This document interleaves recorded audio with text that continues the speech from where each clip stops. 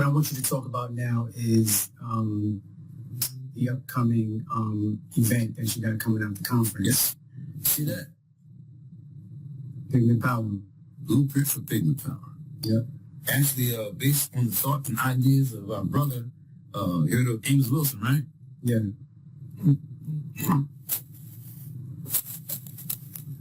Blueprint for Black Power. Man, you see how thick that is? Amos Wilson went in on it in terms of what we need to do.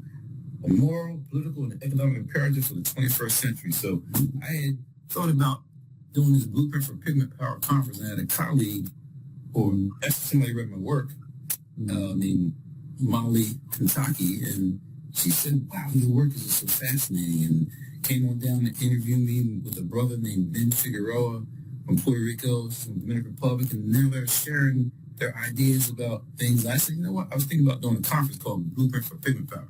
They say, let's do it. Uh-oh. You know what I mean?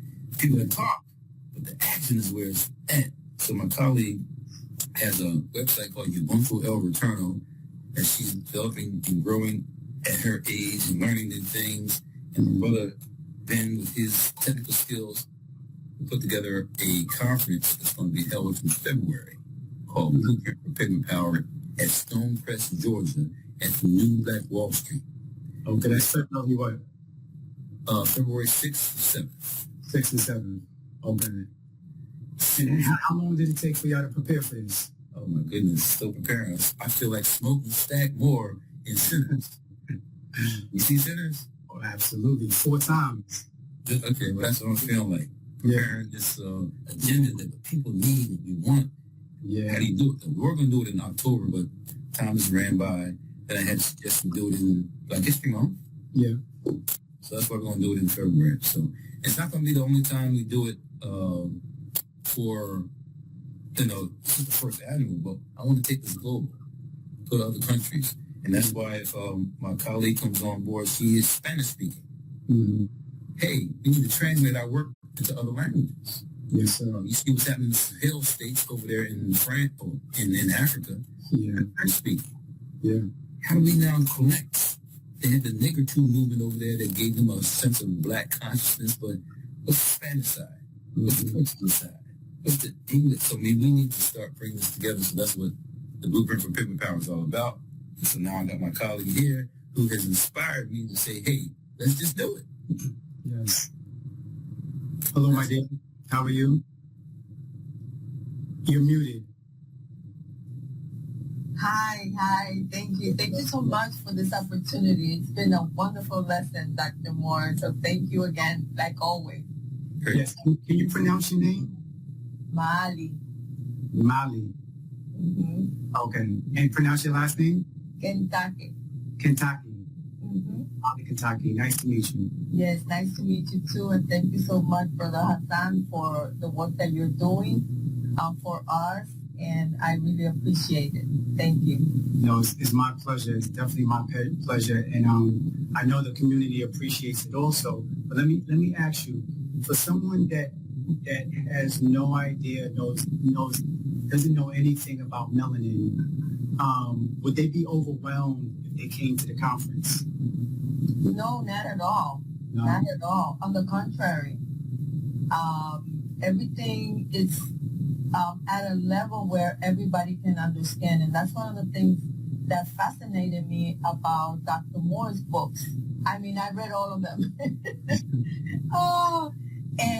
And it's the simplicity on how he expresses all the information in the book, in all his books. And so everybody that's going to be presenting also are going to be doing the same. And it's not just about melanin. It's going to be about economics, like Dr. Moore just said. It's going to be about economics, education, spirituality. I mean, just everything. Gotcha. All those areas, yes. Gotcha. Because, sometimes people get a little doubtful if they think that it's something that they won't be able to, speak to or understand. Oh, no, not at all. And as a matter of fact, I was completely ignorant about this topic. And the reason how I came into the topic of melanin was because I have traveled mostly all over the world, and especially in Latin America, and I have studied the ancient cultures in so many different places, and seen the need for the Afro-Latinos to know that their skin, the power of their skin, and it's not a bad thing for us, because that's what we have been taught. And so there's a lot of controversy regarding our skin color, especially in Latin America. And so I said, there's got to be something that would help us be able to bring our self-esteem to a higher place, to a different place, and to value our skin color. And so that's when the project that we started working on came about, and then that's how I was introduced to Dr. Moore, and that the rest is history, because the projects keep on expanding, and here we are now today with the conference. And where are you located? I'm sorry? Where are you located? I'm in the Dominican Republic. Okay, all right. So when you mentioned about the controversy, what is the controversy about? There's a lot of racism in the Spanish-speaking community, in the countries as it is. And so, as you know, in the island of the Español, the name given, we have on one side, we have Dominican Republic, and on the other side, we have Haiti. And so there's a lot of racial issues amongst the two countries when there really shouldn't be, because that's one of the things that also have been part of everything that we are within the division. I mean, and what we're trying to do with the conference especially is to be able to dismantle all the divisions that we have. Languages, like Dr. Moore was just mentioning, the French, we have Creole, we have Spanish speaking, we have English speaking, and so that's what we want to dismantle. And the culture, everybody in different countries, we have different cultures, and so the pigment, that melanin, is what's going to be the main focus of unity.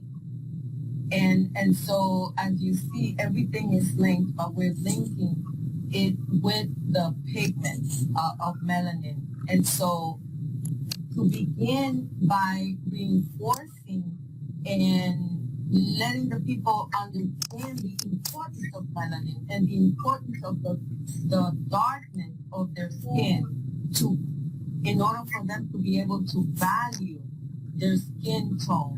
And so because of all the divisiveness that's in Latin America regarding racism and the color of our skin. Well, this is a very big thing that you're doing. Very big step that you're making. I appreciate that. Yes, thank you. Yes. So, do y'all want to discuss anything that that'll be going on at the conference? Do you want to discuss who you have locked in or anything like that? Well, I can just say it's very important to have this trans-cultural connection. Because, again, we're not in this world by ourselves. So I don't know if we'll have the translations going on, but we do have during the daytime an opportunity where we're going to have people say who can't make it to the conference, they can stream it. Okay. So the daytime events from 11 to 5 will have presentations dealing with science, health, dealing with finances, because when you can't pay for your own sustenance, you don't have your own independence with finances, you're in trouble. Yeah. Self-defense, you can't protect yourself, you can't protect it, you're in trouble. And then self-defense, health, I don't want to deal too much with politics. I mean, that exists everywhere. But we're going to be dealing with these issues that we need to have the blueprint so we can survive. So this That's why I want to have it at the New Black Wall Street, because it's a black-owned venue. Yep. You have venues there. You have black-owned institutions. So how can we now make it work also for them? So during the evening time, though, I'm going to have a masterful opportunity to honor living legends. You know how many people are past? Speaking of like Dr. John Reed Clark, Dr. Ben, John G. Jackson, they're gone. And we haven't really honored them like we should. So I'm going to have an event called Honoring the Grand Masters, the Living Legends. So I don't know if you heard of Bruce Bynum, but he's written a book called African Unconscious. We're also co-authors together. Ann Brown, who's also co-author with me. She actually taught there at Medgar Evers. She was in the Department of Biology. Carol Barnes, he helped to start off this whole discussion back in the 80s on melanin.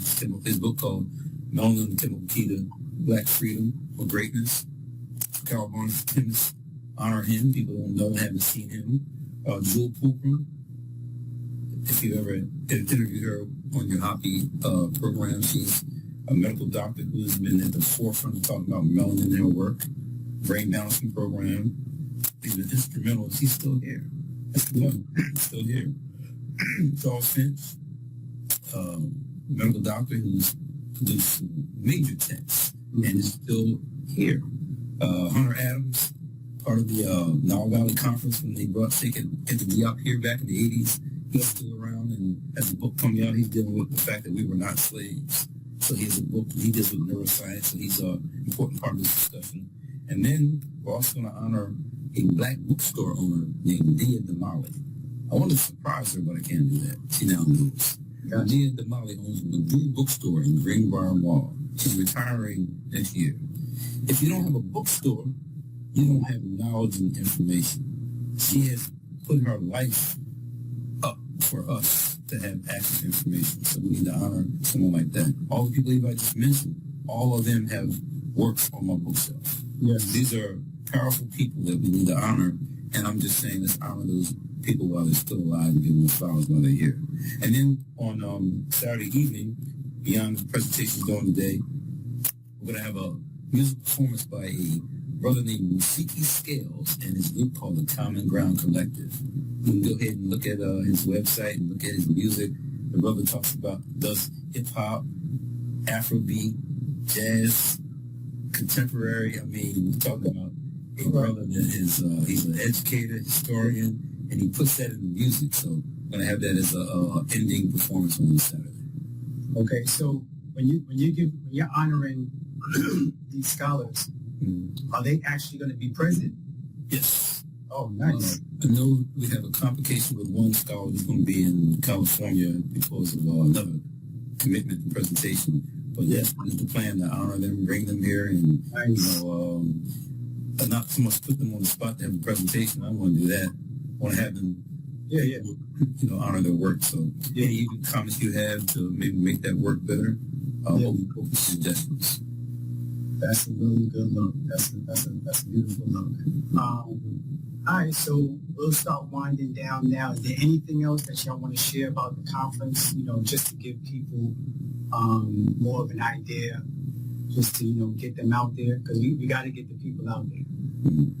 Maali, anything you want to add to this? Well, just go to our website, UbuntuElRetorno, /EPPC. And all the information is going to be there. The ticket sales, we're also going to have stream, like Dr. Moore says, so you have some options if you can't come down to Atlanta. Also, the lodging, for those that require, we are facilitating, and please hurry because the specials are ending soon. So if you want to get your tickets at a lower cost, you have to do it soon, and the lodging as well. You can get lodging if you have the ability to get lodging somewhere else, but by all means, please do, and come down. We promise you won't regret it. And of course, we're going to be taking the conference every year to a different country so that we can bring our people together wherever they are. and bring all the knowledge and the information that we're bringing and sharing, because our main goal is to unite us. And like we said, the pigment is what's going to unite us. Not the culture, not the motherland, not the language. No, we're done with all that. Our pigment is what's going to unite us. And in unity, it's where the force is. If you remember in the 60s, we had the Black Panther and the Young Lords. When they were united back in those days, our oppressors, they knew what that unity was going to create and was going to cause. And they divided us by all means with everything that they could, and they still continue to use that division against us. And we are here to say no more. We understand, we know what you're doing, and we understand who we are and where our force, our strength lies, which is in the unity. Yes, very well said. Very well said. Appreciate that. Much appreciated. So, well, Dr. Moore, I have a question that I was thinking about as far as what age do you think we should start teaching children in the home about melanin? Yeah, I think really it's the issue of identity. If you teach them about their identity from the womb, 2, 3, 4, 5, 6 years old, then melanin is going to fall into place. There's a brother named Kentake who was an AI Institute here in Atlanta. My goodness, he teaches them at the middle school level. And these kids right now are at places like Agnes Scott, MIT, scientists. Yeah. That's not just the home, that's like in the school setting. Yeah. So when they start conceptualizing the way the science works, it's much easier after they've already had an identity of knowing they are. Yeah. I just had a bad conversation with a colleague who's on our educational committee who said that somebody went to a school and the black teacher was telling these kids that Kwanzaa is like voodoo stuff. Don't be listening to that. Man, a black teacher said this. Yeah. Well, he's programmed. He or she has definitely been programmed. So we're in trouble. So we have to start early so the kids can be deprogrammed and not fall into that trap. So indeed. Okay, going again on that note, we're going to take it out. But I just want y'all to go backstage and in the green room, and let me just close the show, and then I'll come back to y'all. Thank you.